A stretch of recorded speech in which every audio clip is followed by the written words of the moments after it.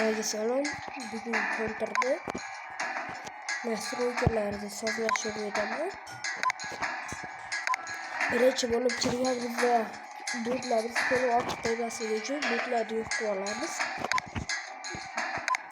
Keyin hamma xola yozilmasligi kerak. Xo'p. Yaxshi bo'lasimi, yomon bo'lasimi farqi yo'q. Modni o'chirib qo'ying. Qolib ketibdi. Xo'p. Ana bu otilgan tugmalar, mo'ljallashlarni kimdir PUBG'da qilib olaman deydi. Endi uni to'g'rilash uchun shu chekkada turgan tugmaga bosib turamiz. Bosgandan keyin mana settingga o'tamiz. Controlsga o'tamiz. Birinchi kirganda bular yo'q bo'ladi. Endi bor.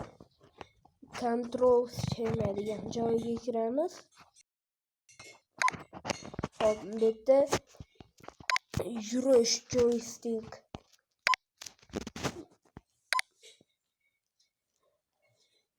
Bozor.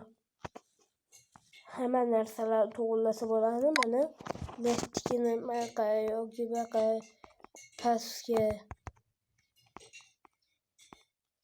to'g'rilasa bo'ladi.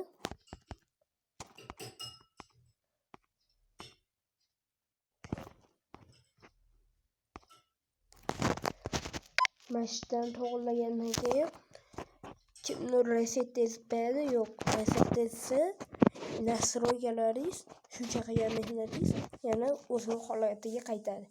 Bask tugmasini bosamiz. Yana o'z holida qoldi. Mana kimlargadir PUBG'da nastroyka qulay, kimlargadir boshqacha. Buni ko'paytirsalaring, bundan keyingi videoda yashirin joylarni o'rgatib boraman. Bilmaydigan joylar. Buni qo'yasizlar.